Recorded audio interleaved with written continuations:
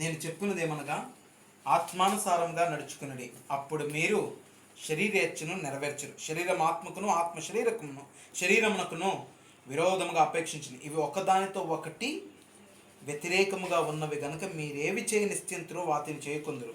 మీరు ఆత్మచేత నడిపింపబడిన ఎడల ధర్మశాస్త్రములకు లోనైన వారు కాదు. శరీర కార్యాలు స్పష్టమైనవని కొన్ని కార్యాలు చూపిస్తూ వచ్చాడు.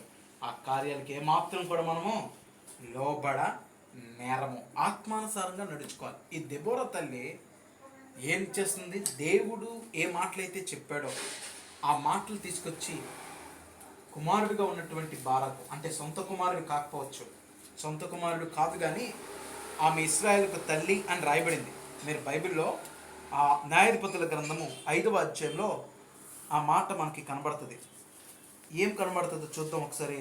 ఆమె తల్లి అనే విషయం కనబడుతుంది 5వ అధ్యాయంలో 7వ వచనం చూద్దాం. ఇశ్రాయేలుకు అధిపతులు లేకపోయి దెబోరా అను నేను రాకమునుపు, ఇశ్రాయేల్లో నేను తల్లిగా నుండకమునుపు వారు లేకపోయి, అనగా నిర్జనం అయిపోయారు.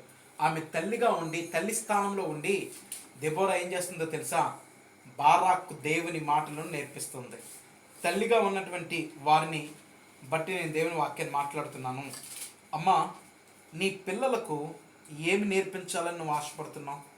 ఏం నేర్పిస్తున్నావు? దేవుని మాటలా, లేకపోతే లోకానుసారమైనటువంటి మాటలా, లేకపోతే శరీరానుసారమైనటువంటి మాటలా, ఆత్మానుసారమైనటువంటి మాటలా?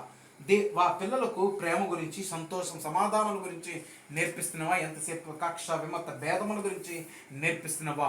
ఒకసారి నీకై నీవే యోచించుకో.